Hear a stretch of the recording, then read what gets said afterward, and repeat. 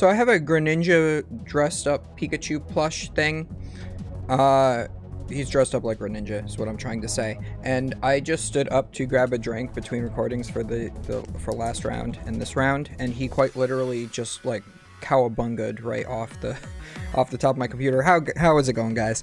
Ninja Nick 333. We are back with another round of the Japan Champions League. We have a Lugia deck here, it looks like, on the left, versus an Arceus deck here on the right. Love seeing the Arceus decks coming back into the format. A lot of people have not really been playing Arceus. The last international event was the Knoxville Regionals, where an Arceus Duraludon got top 8.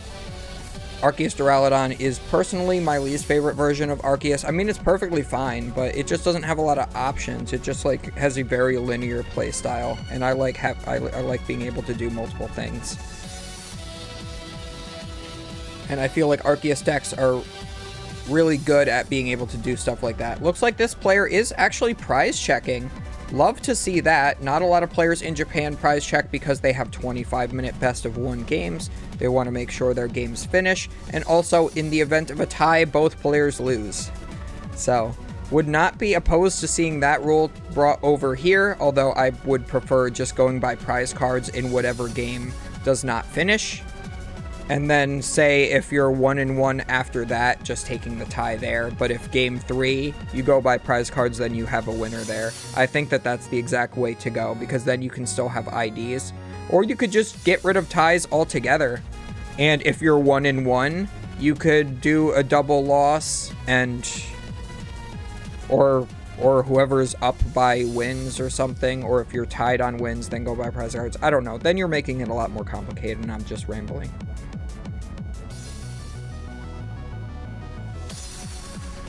So we do see a Nest Ball reprinted from the Sun and Moon format. This Nest Ball allows you to search your deck for a basic Pokemon and put it into play. And that will be the Lugia V. We've got 2 Lugia Vs now in play. Looks like we want to prioritize attacking with Lugia V-Star in this matchup. We are going to also attach a Gift Energy. If your Pokemon is knocked out while it has the Gift Energy attached, you can draw until you have 7 cards in your hand. It's really only been utilized in Reggie so far, but it's not a bad idea to have in Lugia, especially since I do believe Powerful Colorless Energy does rotate, so you no longer have the ability to attack very hard with Lugia. We are going to see the Double Turbo Energy come down here after a Colress's Experiment Lost Zones an Arceus and a Double Turbo Energy, and it looks like this is Duraludon. Speak of the devil, and he shall appear. Looks like they are playing what I would consider to be the incorrect, why am I trying to say Druddigon? I guess because it's a dragon-colored Pokemon now, right? The Duraludon, we have the wrong Duraludon V here. Usually you want to play the Metal type one, not only because it can one-shot Reggies if you have 3 Metal on it, but also because it has an ability where it takes 30 less damage from attacks. The Dragon type one does not have that, so you want to evolve the Metal one into the Dragon type Duraludon VMAX. Of course, because of the way they print the VMAX cards, it does not have a Dragon type border, it just has the Dragon type symbol in the corner, so I always forget that it's a Dragon type since it evolves from a Metal Pokemon. And I think it's like weak to fire and stuff like that. It's just, I'm always confused, is basically what it comes down to. We are going to use our Trinity Charge for the two colorless energies that we have with the Double Turbo Energy. We are going to charge 3 basic energies to this Duraludon V.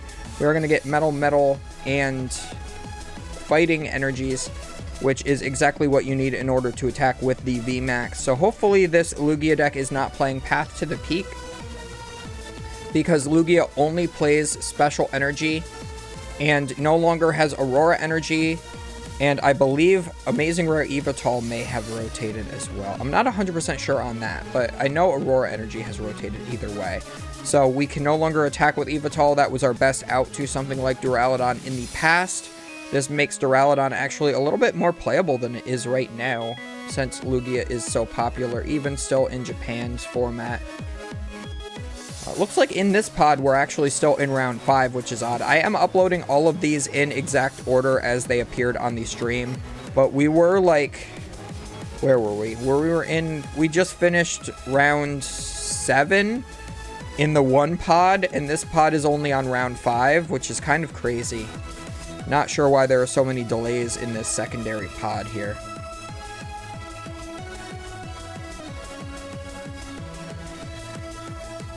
But at least we have 2 pods playing on stream. We can keep alternating and make sure that we always have a match on stream as much as possible. I mean, we are like almost 7.5 hours into this stream, and we've had how many matches go up already? It's kind of crazy.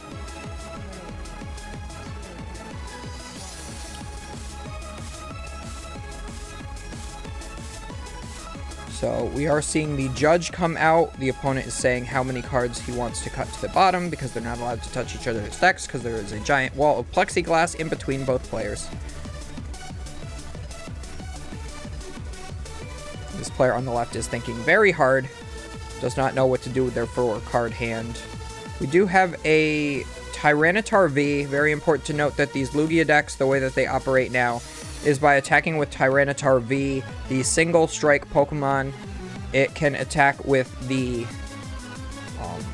single strike energy cards, which are both fighting and darkness energy simultaneously, and allow you to do 20 more. So it's the replacement for the powerful colorless energy in a way. You can also bench a Tyranitar out of nowhere and fully charge it up. So it's good that he is holding that in hand. We're also seeing a Great Ball here as well. Pretty unfortunate that we do not have a lot of good searching options to the point to where we have to play Great Ball again. Definitely have played in formats where Great Ball was optimal in the past. Until they reprinted Level Ball, I do know that Great Ball, or until they reprinted Ultra Ball, we were playing Great Ball in things like Chinchino Malamar, and that was quite a mess, if I do remember correctly. That was the first deck I played when I came back into the game, just because it was so cheap.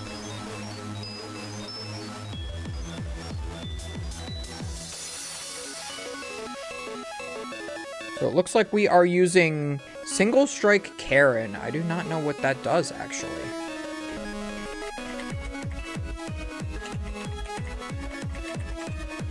Single Strike Karen's Conviction. Once during this turn, your Single Strike Pokemon's attacks do 20 more damage to your opponent's active Pokemon for each prize card your opponent has taken. So it looks like they played that just to burn it, because they're not doing any additional damage this way. Also the full art, like, she looks like she's about to bitch slap you. Holy crap. She's got her hand like open palm and she looks very scary.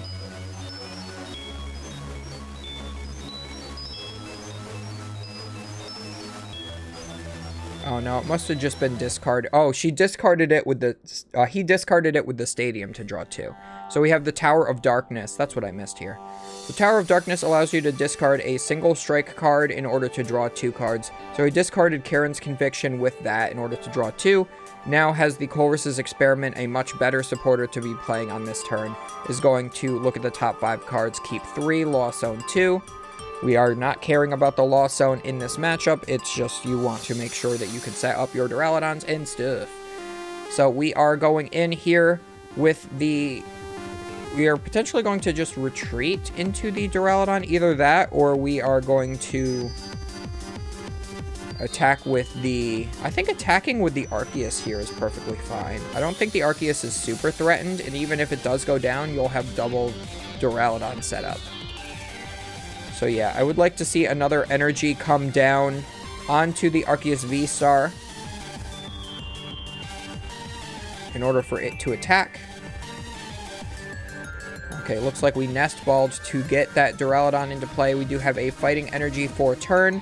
Usually these Duraludon decks only play 3 fighting energy, so it will be important to see if we have one more fighting energy left in deck. We see double metal, and there is one more fighting energy. So that is perfect. We have exactly what we need in order to attack with all of our Duraludons here. And you will be playing what is essentially an 8 prize game because you will force your opponent to take a knockout on the Arceus V-Star first, then on to a Duraludon, putting them at 1 prize card remaining, and they'll still have to fight through a third 3 prize Pokemon. And again, without the use of that Evital to just auto knock out things, this Lugia is hurting for a way to go through Duraludon. So we are going to use our opponent's Tower of Darkness to discard the Urn of Vitality and draw 2 cards. A very cool interaction that you are able to use your opponent's cards in that nature. And we are considering the Great Ball here. Great Ball, not a great card, even though that's how it is named. We're going to look at the top 7 cards of our deck and choose a Pokemon to put in our hand. Looks like there is a Lumineon in there. That looks like the only option. I'm going to choose to fail it instead. We don't need that Lumineon at the moment, it looks like. I wouldn't have minded just thinning it out of the deck. You already have 1 Lumineon in play. If you don't have a supporter for this turn, I would probably want to keep it in hand.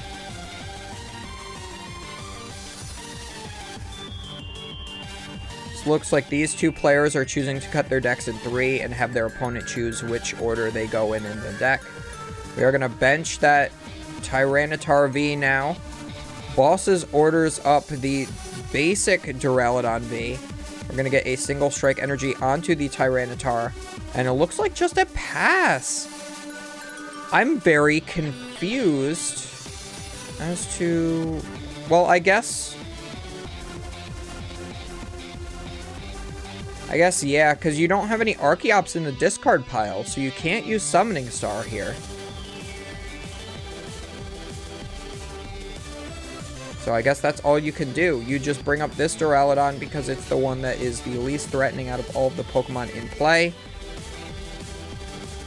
We're going to see yet another Colress's experiment here. This will be our 3rd one, going up to 6 cards in the Lost Zone. We're almost to a Mirage Gate, which is, funnily enough, not a card that's even played in this deck.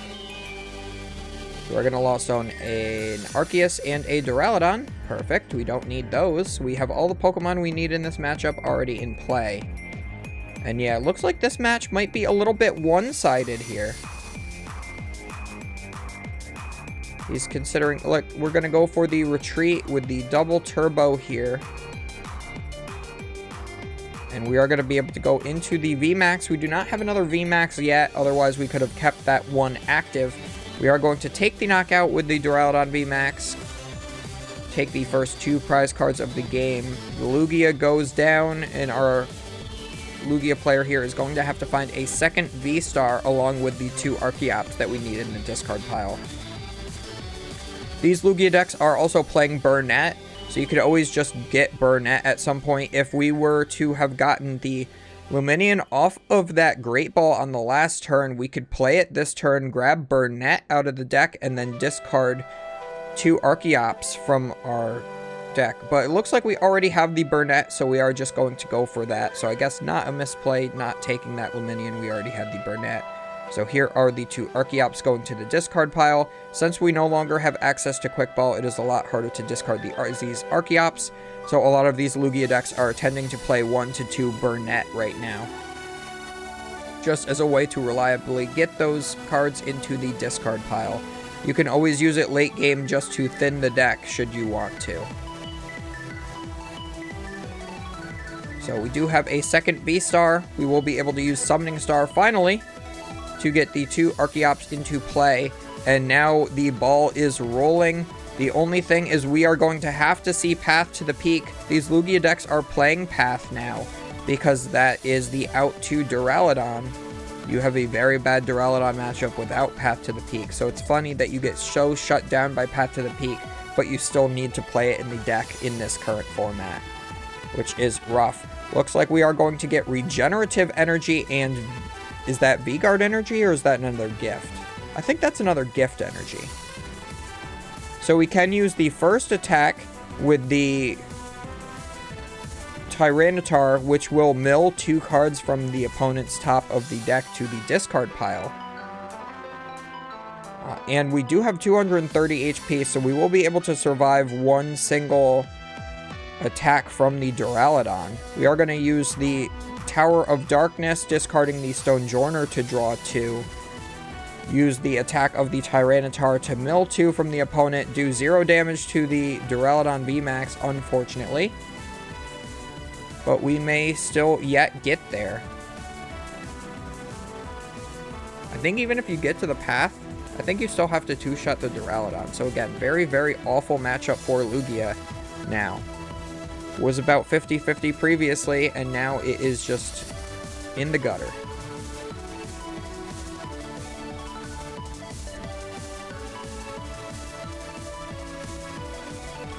So we're going to see the Echoing Horn is going to bring back a Lugia, filling the bench up for this player on the left.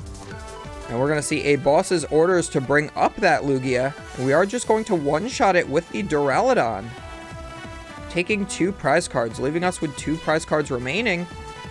And now all that we need to do is attack the Luminion to win the game.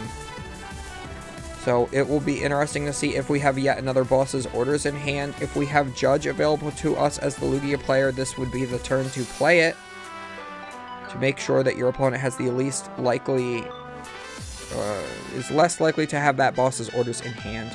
We are going to see the Radiant Gardevoir come down to the bench to reduce damage you take by 20. Would have been great to see that last turn, not only because the Lugia would not have been knocked out from the -20, but also the Lugia would have never come into play because you would have had your bench full, and Echoing Horn would not have worked.